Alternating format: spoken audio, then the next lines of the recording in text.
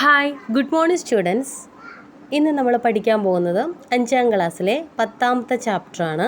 Page number 161.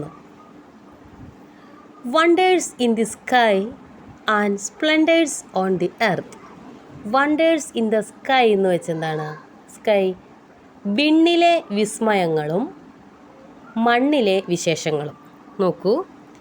Didn't you enjoy the night view of the sky during your trip to Pili's village? Listen to Appu's description after the trip. പീലിയുടെ ഗ്രാമത്തിലേക്ക് നമ്മൾ യാത്ര പോയി അല്ലേ? അപ്പോൾ പീലിയുടെ ഗ്രാമത്തിലേക്കുള്ള യാത്രയിൽ രാത്രിയിൽ നമ്മൾ നല്ല ആകാശ കാഴ്ചകൾ കണ്ടു അല്ലേ? നമുക്ക് എല്ലാവർക്കും അത് ഇഷ്ടമായി. അപ്പോൾ യാത്രയ്ക്ക് ശേഷം അപ്പു ഒരു വിവരണം എഴുതുകയാണ്. എന്താണ് എഴുതിയതെന്ന് നോക്കാം. How beautiful the sky is under the moon's radiant glow. Thousands of stars glitter like pearls in the night. നിലാവ് പൊഴിച്ചു നിൽക്കുന്ന ചന്ദ്രൻ്റെ മനോഹാരിതയിൽ ആകാശം എത്ര സുന്ദരമാണ്. അതായത് നല്ല നിലാവാണ്. ആ നിലാവ് പൊഴിച്ചു നിൽക്കുന്ന സമയത്ത് ആകാശം കാണാൻ നല്ല ഭംഗിയാണ്. പിന്നെയോ മുത്തുകൾ വാരി വിതറിയതുപോലെയാണ് ആകാശത്ത് നക്ഷത്രങ്ങൾ ജ്വലിച്ചു നിൽക്കുന്നത്. പീലി gazing at A luminous celestial sphere set, it is a planet. അപ്പോൾ അവയ്ക്കൊപ്പം നന്നായി തിളങ്ങി നിൽക്കുന്ന ഒരു ആകാശഗോളത്തെ കണ്ടു. അപ്പോൾ അതിനെ നോക്കി പീലി പറയുകയാണ്, അതൊരു ഗ്രഹമാണ്. As we watch in amazement Vicky shouted, that is Venus. അപ്പോൾ അതൊരു ഗ്രഹമാണെന്ന് പീലി പറഞ്ഞപ്പോൾ അത്ഭുതത്തോടെ നോക്കി നിന്ന് ഞങ്ങളോട് വിക്കി പറയുകയാണ്, അതാണ് ശുക്രൻ. Then Ninu asked, do you know why Venus shines so brightly even though it's a planet? അപ്പോൾ നീനു ചോദിക്കുകയാണ്, ഗ്രഹമായിട്ട് കൂടി ശുക്രൻ ഇങ്ങനെ തിളങ്ങുന്നത് എന്തുകൊണ്ടാണ് നിങ്ങൾക്കറിയോ എന്ന് ചോദിക്കുകയാണ്. Everyone looked at Neenu out of curiosity. വളരെ ആകാംക്ഷയോടെ എല്ലാവരും നീനുവിനെ നോക്കി. And then the mystery of the miraculous sights in the sky began to unfold.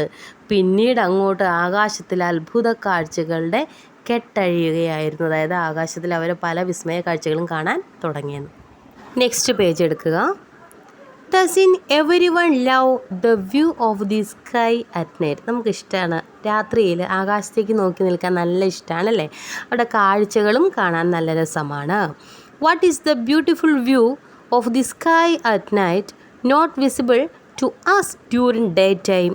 Write down the reasons. അതായത് രാത്രിയിൽ മനോഹരമായ കാഴ്ചകൾ ഉണ്ട്, പക്ഷെ പകൽ നമുക്ക് എന്തുകൊണ്ടാണ് അത് കാണാൻ പറ്റാത്തത്? അതിൻ്റെ കാരണങ്ങൾ എഴുതാനാണ് പറയുന്നത്. Haven't you understood that the presence of sun is the reason for this? സൂര്യൻ പകലുള്ളത് കൊണ്ടാണ് നമുക്ക് ആകാശത്ത് പകൽ കാഴ്ചകളൊന്നും കാണാൻ സാധിക്കാത്തത്. The sun is a star. നമുക്കറിയാം സൂര്യൻ എന്താണ്? ഒരു നക്ഷത്രമാണ്. The sun is also the closest star to the earth. ഭൂമിയോട് ഏറ്റവും അടുത്ത് സ്ഥിതി ചെയ്യുന്ന നക്ഷത്രവും ആരാണ്? സൂര്യനാണ്. There are many other stars which are bigger than the sun. പക്ഷേ സൂര്യനേക്കാൾ വലിപ്പമുള്ള മറ്റനേകം നക്ഷത്രങ്ങളുണ്ട്. നമ്മൾ എന്താ പഠിച്ചത്?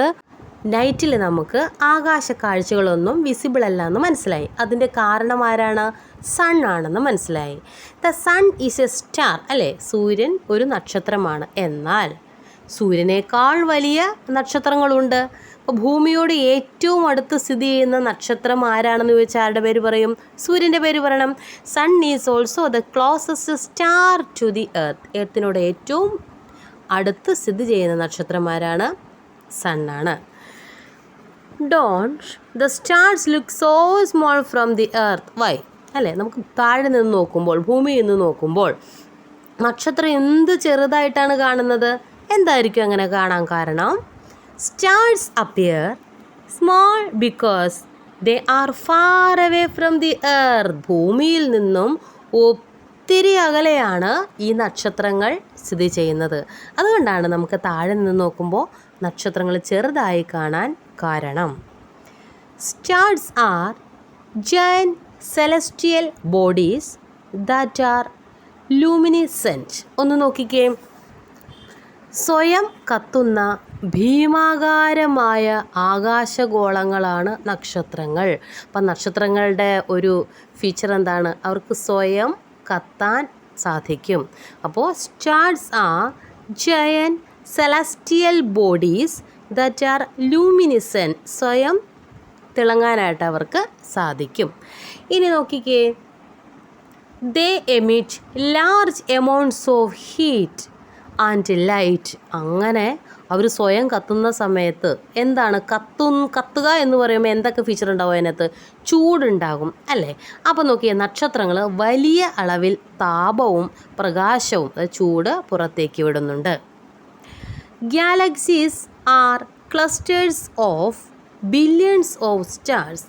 ഒരു നക്ഷത്രമാണോ, രണ്ട് നക്ഷത്രമാണോ, നമുക്ക് എണ്ണാൻ പറ്റാത്തത്ര കോടിക്കണക്കിന് നക്ഷത്രങ്ങൾ ഉൾപ്പെടുന്ന നക്ഷത്രക്കൂട്ടങ്ങളാണ് എന്ത്? ഗാലക്സി എന്ന് പറഞ്ഞാൽ.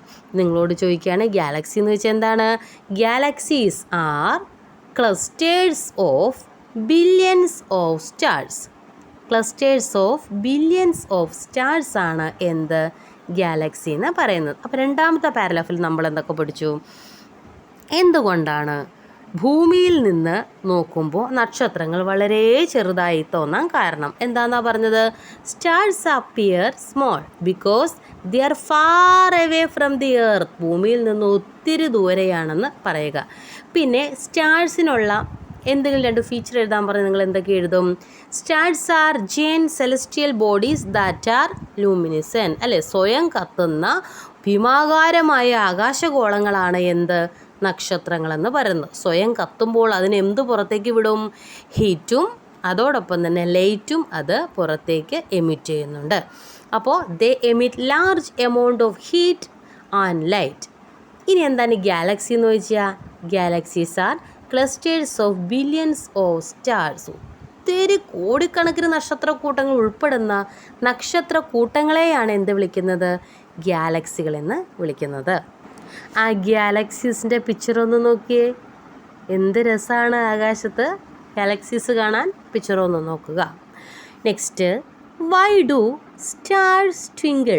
ട്വിങ്കിൾ എന്ന് കേട്ടിട്ടുണ്ടോ? നമ്മൾ ചെറുപ്പം മുതലേ കേട്ടിട്ടുള്ള ട്വിങ്കിൾ ട്വിങ്കിൾ ലിറ്റിൽ സ്റ്റാർസ് അല്ലേ? ആ പാട്ട് എല്ലാവർക്കും അറിയായിരിക്കും. നോക്കിക്കേ, നക്ഷത്രങ്ങൾ മിന്നുന്നത് എന്തുകൊണ്ടാണ്?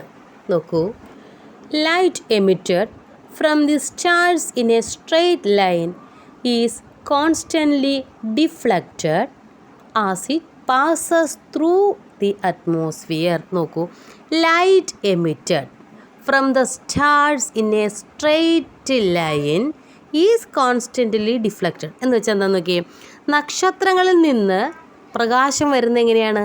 നേർരേഖയിലാണ് അല്ലേ? നക്ഷത്രങ്ങളിൽ നിന്ന് പ്രകാശം നേർരേഖയിൽ വരികയാണ്. ഈ പ്രകാശം അന്തരീക്ഷത്തിലൂടെ കടന്നു വരുമ്പോൾ നിരന്തരമായി ദിശാവ്യതിയാനത്തിന് വിധേയമാകുന്നുണ്ട്. ആകുന്നുണ്ട്? അവരുടെ ദിശയ്ക്ക് വ്യതിയാനം ഉണ്ടാവുന്നുണ്ട്. അപ്പോൾ എന്തു സംഭവിക്കും? Therefore the stars seem to twinkle when we look at them from the earth. അതുകൊണ്ട് തന്നെ നമ്മൾ താഴെ നിന്ന് ഭൂമിയിൽ നിന്ന് മുകളിലേക്ക് നോക്കുമ്പോൾ നക്ഷത്രങ്ങൾ എന്താണ്? മിന്നുന്നതായിട്ട് തോന്നും. ഒന്നുകൊണ്ട് നോക്കിയേ, why do സ്റ്റാർസ് ട്വിങ്കിൾ? എന്തുകൊണ്ടാണ് നക്ഷത്രം മിന്നുന്നത്?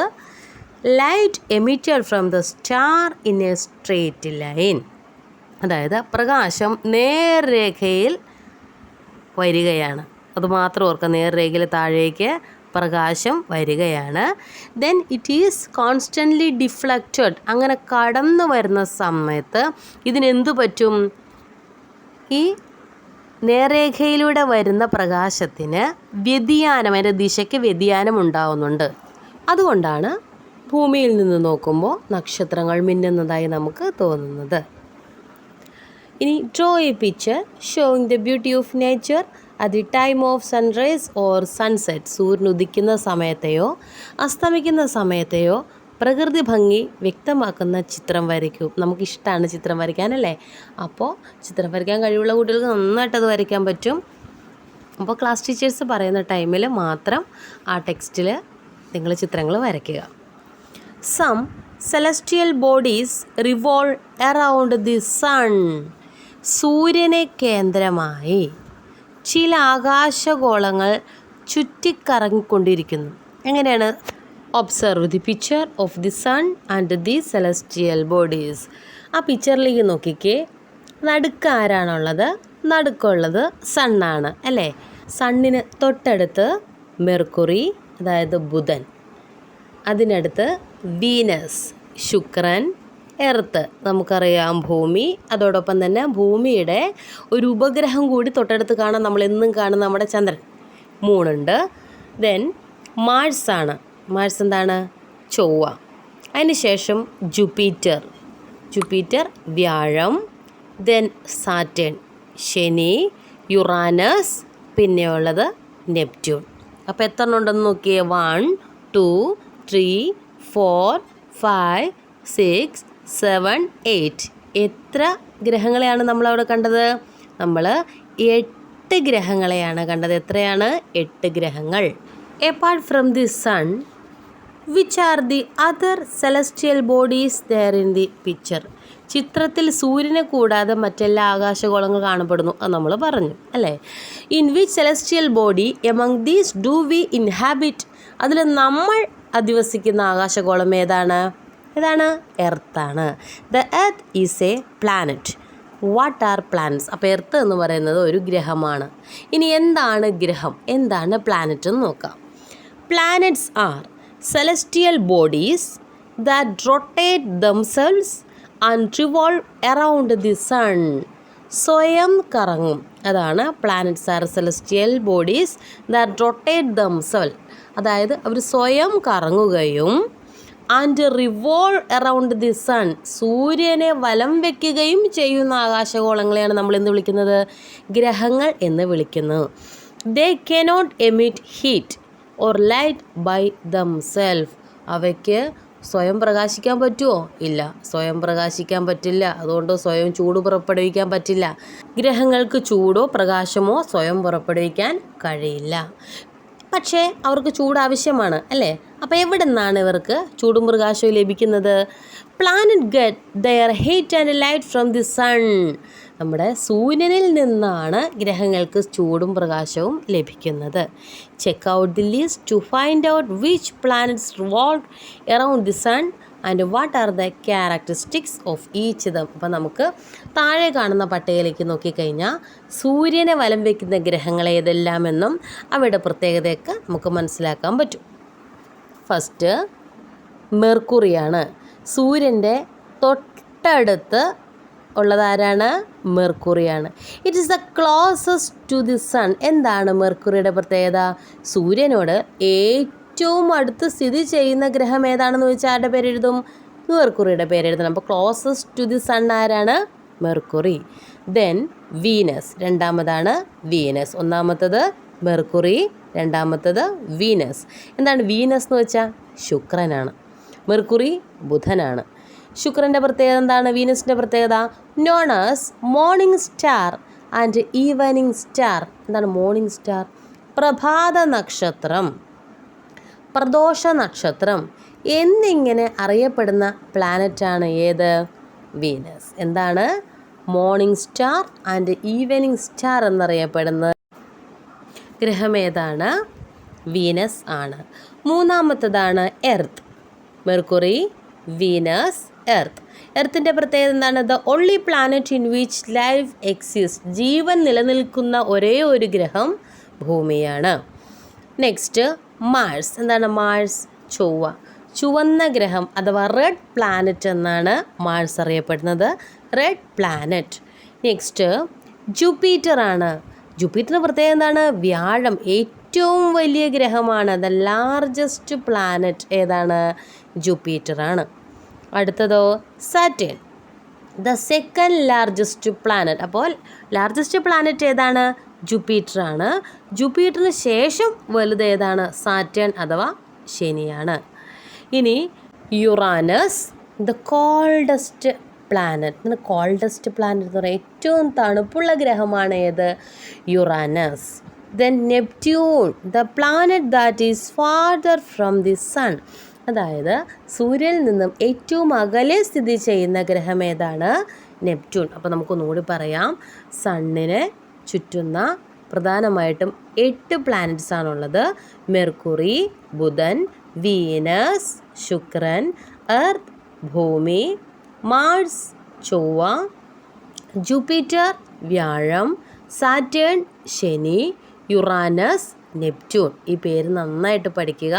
അതിൻ്റെ ഫീച്ചേഴ്സും പഠിക്കണം. മെർക്കുറി ആണെങ്കിലോ ഏറ്റവും അടുത്താണ് സൂര്യൻ്റെ. ചിത്രം തന്നെ ഓർത്താൽ മതി. നമ്മൾ ചിത്രമൊക്കെ ഒന്ന് വരച്ച് ചാർട്ടയിൽ നമ്മുടെ റൂമിൽ തന്നെ തൂക്കുകയാണെങ്കിൽ നമുക്ക് അങ്ങോട്ടും ഇങ്ങോട്ടും പോകുമ്പോൾ ജസ്റ്റ് പെട്ടെന്ന് വായിച്ചെടുക്കുകയും ചെയ്യാം.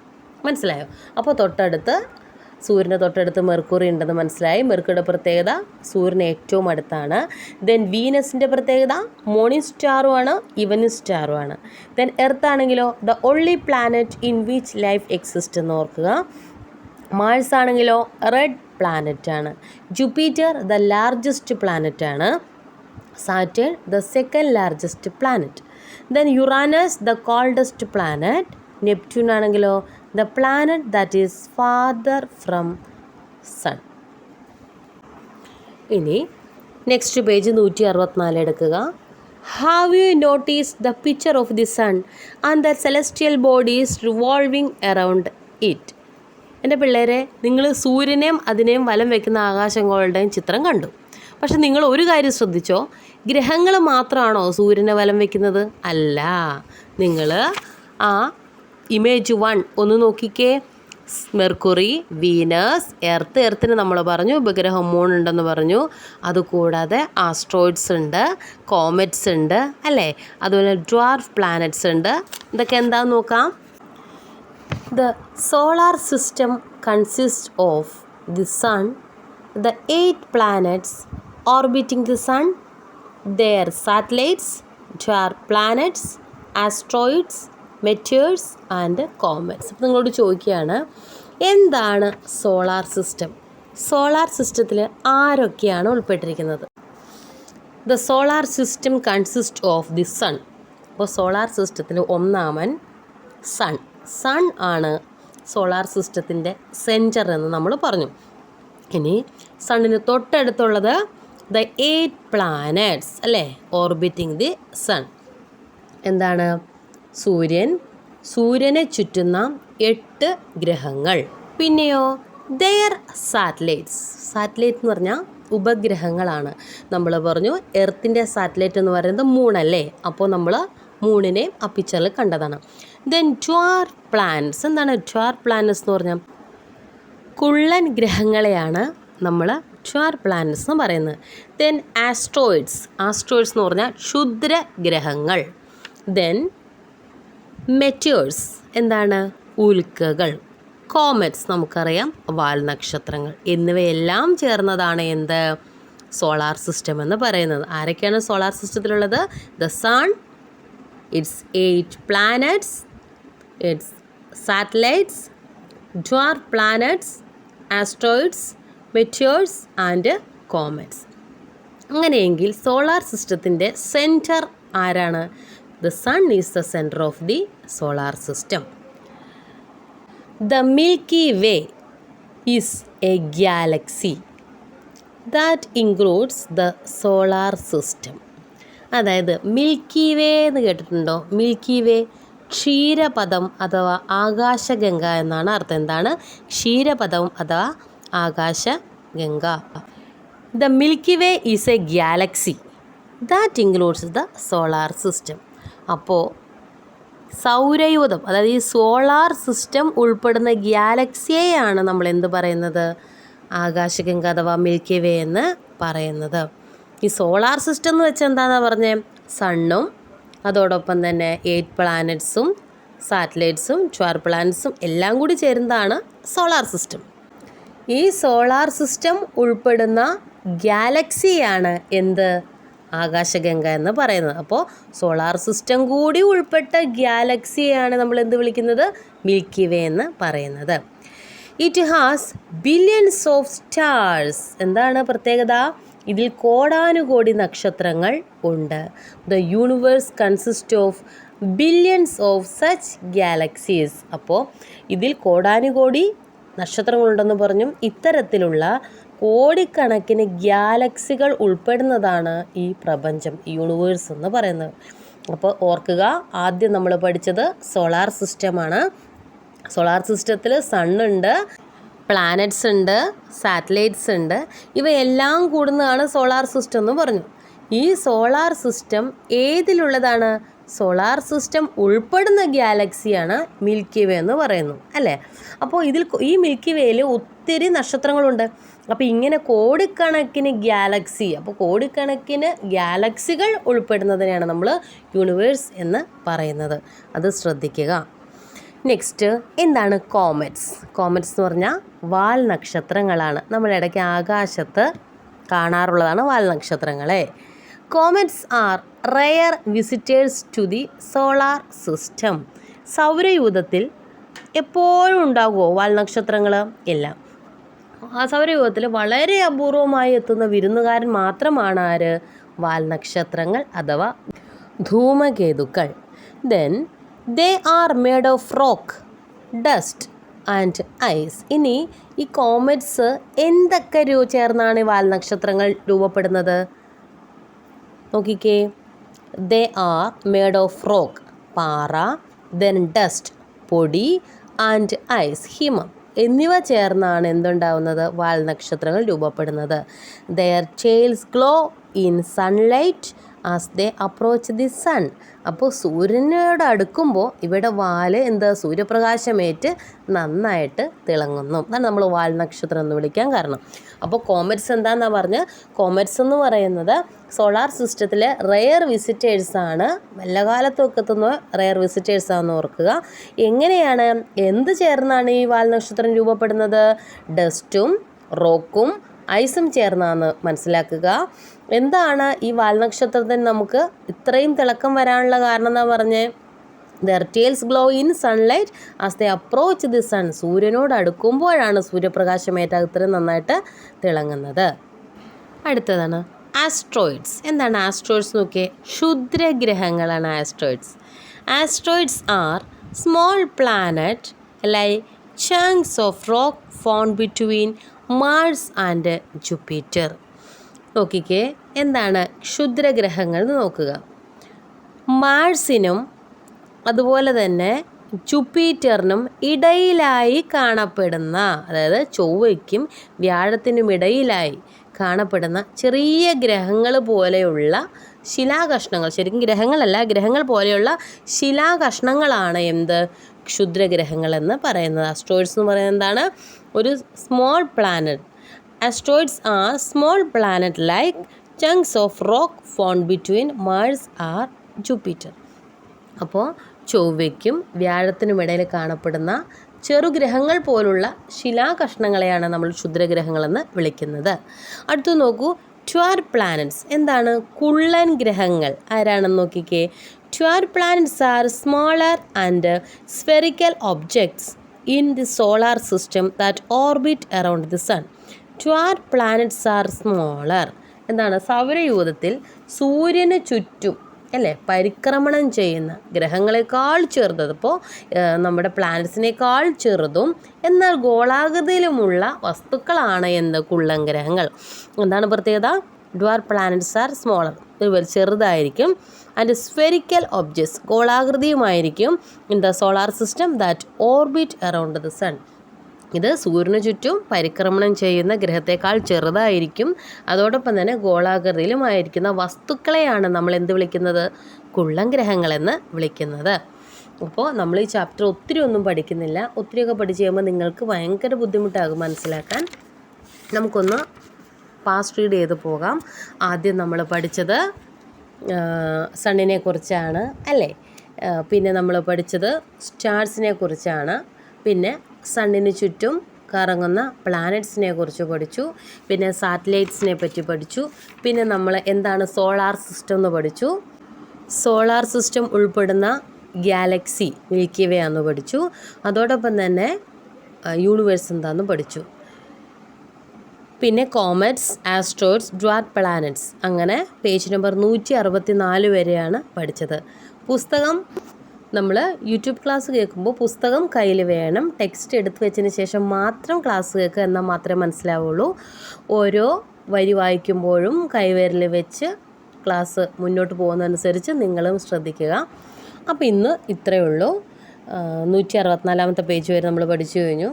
അപ്പോൾ ക്ലാസ് ഇഷ്ടമായെങ്കിൽ സബ്സ്ക്രൈബ് ചെയ്യുക, ലൈക്ക് ചെയ്യുക. Thank you very much.